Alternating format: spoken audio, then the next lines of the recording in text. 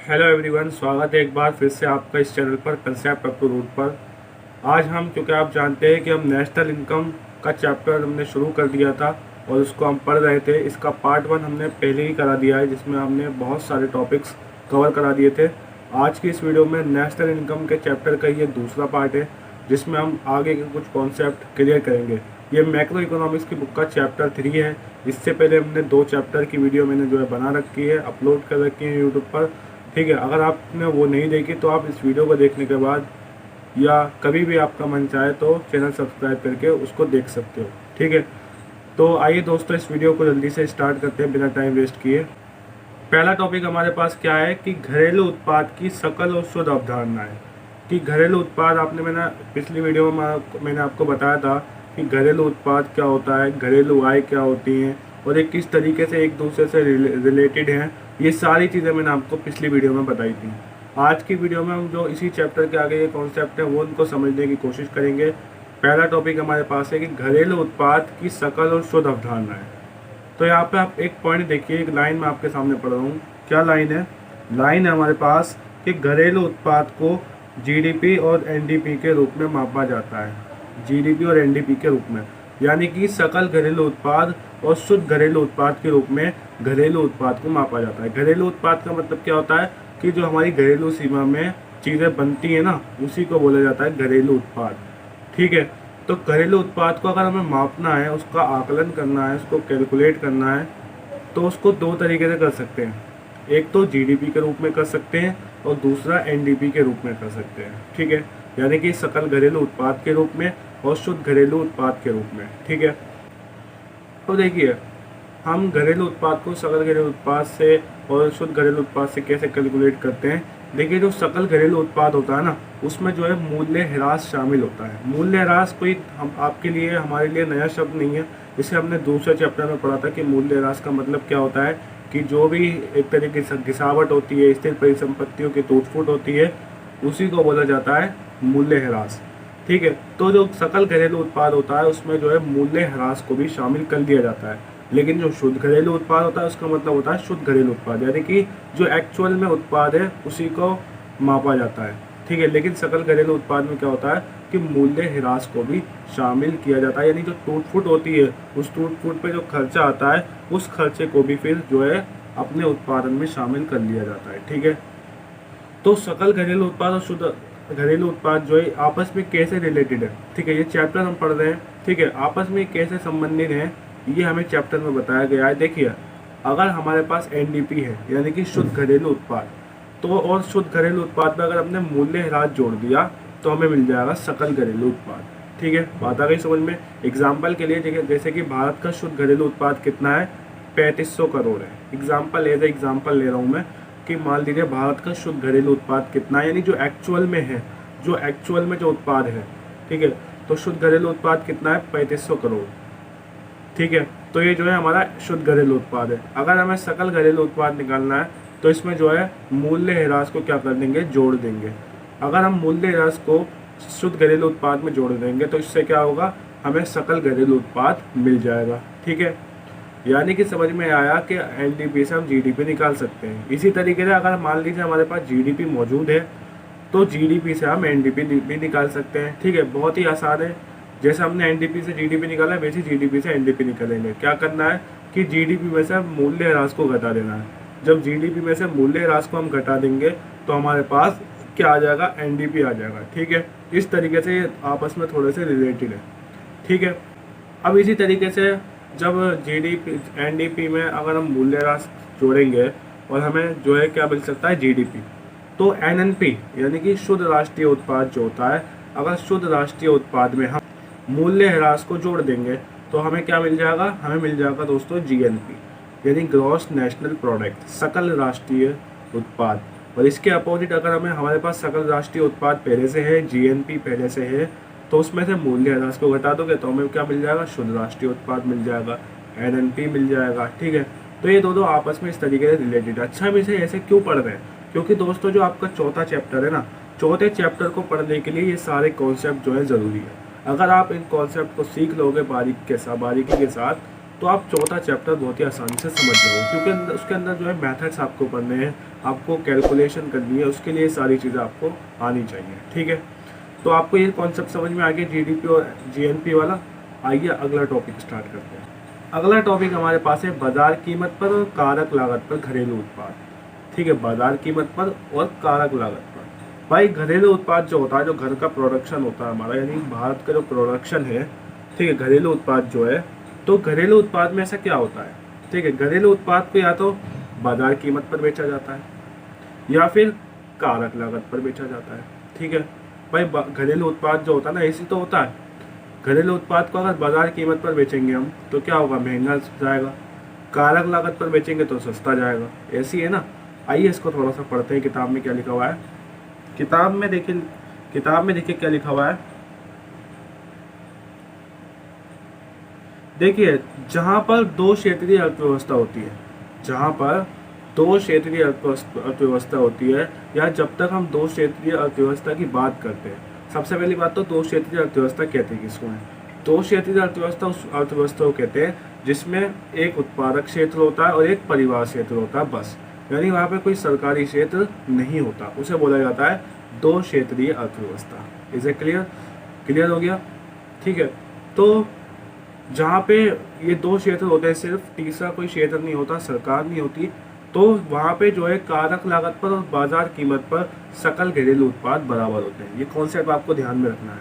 क्या काम है ना, कि बाजार कीमत पर और कारक लागत पर सकल जो घरेलू उत्पाद होता है वो बराबर होता है, यानी जब दो क्षेत्रीय अर्थव्यवस्था होती है। लेकिन जहाँ तीन क्षेत्रीय अर्थव्यवस्था होती है, या जहाँ पर सरकार भी मौजूद होती है, सरकार भी जो है अर्थव्यवस्था में क्या करती है, हस्तक्षेप करती है, तो वहाँ पे कारक लागत एक अलग समुच्चय बन जाता है, बाजार कीमत पर घरेलू उत्पाद एक अलग समुच्चय बन जाता है। समुच्चय का मतलब अभी आगे हम पढ़ेंगे ना, जो नेशनल इनकम के समुच्चय, उसमें आपको समझा दूंगा। ठीक है, तो ये अलग अलग समुच्चय बन जाते हैं जब सरकार आ जाती है। ठीक है, अब होता क्या है, सरकार दो काम करती है। जब सरकार आ जाती है, सरकार हस्तक्षेप करती है अर्थव्यवस्था में, तो दो काम करती है। क्या काम करती है? या तो वो टैक्स लगाती है। भाई सरकार का काम ही क्या है, अगर हम भारत में देखें तो सरकार अर्थव्यवस्था में जब हस्तक्षेप करती है तो कैसे करती है? या तो वो टैक्स लगा के हस्तक्षेप करती है, या फिर सब्सिडीज यानी आर्थिक सहायता देकर हस्तक्षेप करती है। अगर वो घरेलू उत्पाद पर टैक्स लगाती है, अगर वो घरेलू उत्पाद पर टैक्स लगाती है, तो इससे क्या होता है, घरेलू उत्पाद की कीमत बढ़ जाती है।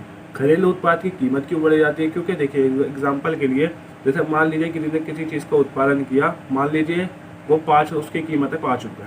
ठीक है, सरकार ने क्या करा, उस पर टैक्स लगा दिया 2 रुपये का। ठीक है, सरकार ने टैक्स लगा दिया 2 रुपये का, तो अब जो वो है उत्पादक, वो क्या करेगा, उसे जो है क्या करना पड़ेगा, उसे अपने जेब से 2 रुपये देने पड़ेंगे।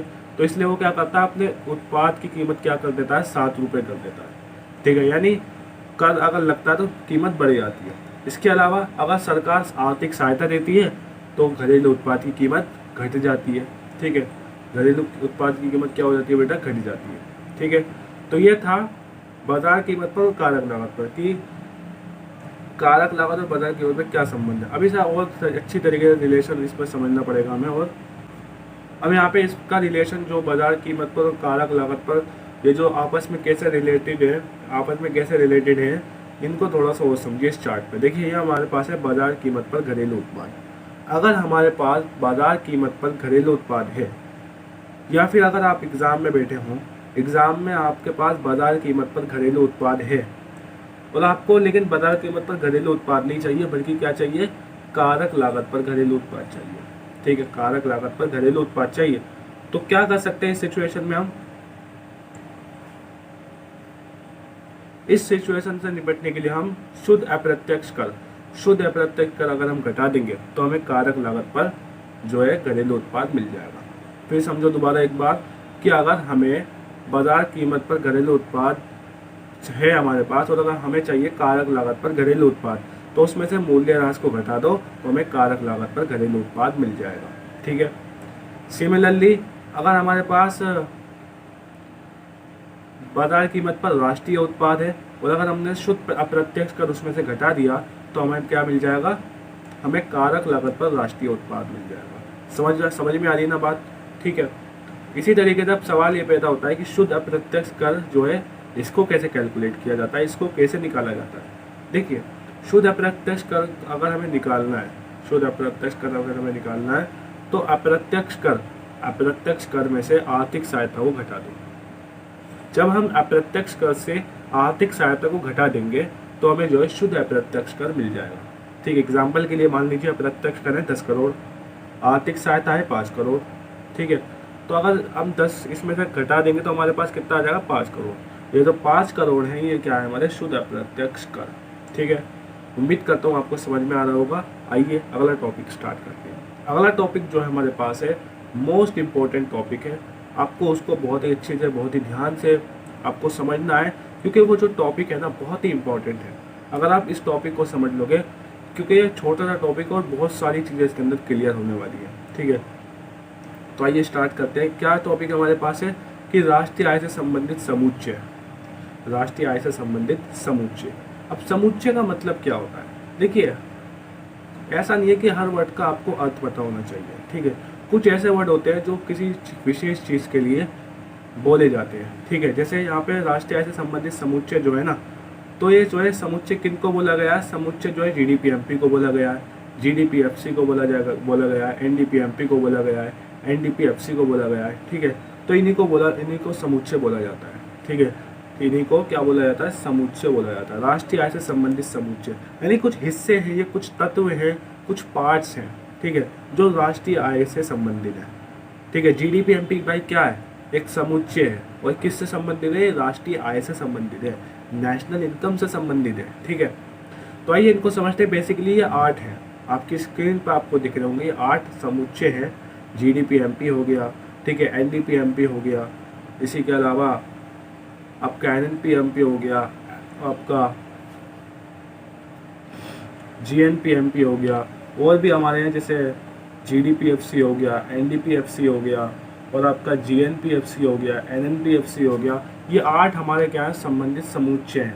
इनके बारे में थोड़ा सा करते हैं। जैसे जीडीपीएमपी, जीडीपीएमपी का मतलब क्या है, सकल घरेलू उत्पाद।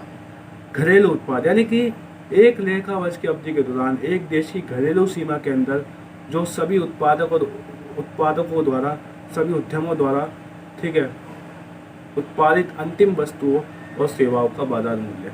यानी एक देश की घरेलू सीमा के अंदर एक लेखा वर्ष के दौरान जो उस देश के सभी उत्पादक हैं ना, सभी प्रोड्यूसर जो हैं, उनके द्वारा जो भी चीज़ें बनाई गई हैं, ठीक है, कौन सी चीज़ें, अंतिम वस्तु और सेवा, उन अंतिम वस्तु और सेवाओं का बाजार मूल्य को ही हम क्या कहते हैं, जीडीपीएमपी। और इसमें ध्यान देने वाली बात यह है कि इसमें मूल्य ह्रास शामिल होता है। दूसरा है एनडीपीएमपी। एनडीपीएमपी का मतलब क्या है, शुद्ध घरेलू उत्पाद।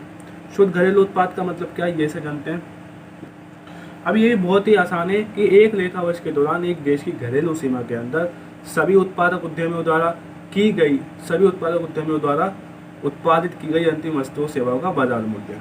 लेकिन इसमें मूल्य ह्रास शामिल नहीं होता। यानी फर्क देखो कितना सा है, जीडीपीएमपी में मूल्य ह्रास शामिल होता है, लेकिन एनडीपीएमपी में मूल्य ह्रास शामिल नहीं होता। बात आ गई समझ में। इसको रिलेट करना मैंने आपको बता दिया था कि अगर हमें जीडीपी हमारे पास है, इसमें से मूल्य ह्रास घटा दो कि एनडीपीएमपी हमारे पास आ जाएगा। ठीक है, ये मैंने चीज़ आपको बता दी थी। तीसरा देखते हैं, हमारा है जीएनपीएमपी, सकल राष्ट्रीय उत्पाद। वो भी किस पे, बाजार कीमत पर। तो बाजार कीमत पर सकल राष्ट्रीय उत्पाद का मतलब क्या है, बाजार कीमत पर सकल राष्ट्रीय उत्पाद, बाजार कीमत पर सकल घरेलू उत्पाद और विदेशों से प्राप्त शुद्ध कारक आय का जोड़ है।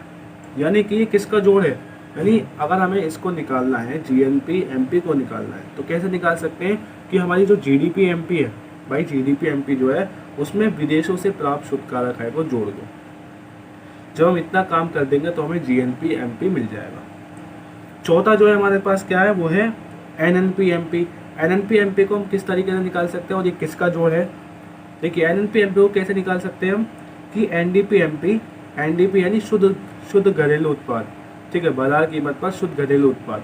एनडीपीएमपी में विदेशों से प्राप्त शुद्ध कारक आय को जोड़ दो तो हमें क्या मिल जाएगा, एनएनपीएमपी मिल जाएगा। बात आ गई क्लियर। आगे के 4 देखते हैं समुच्चय।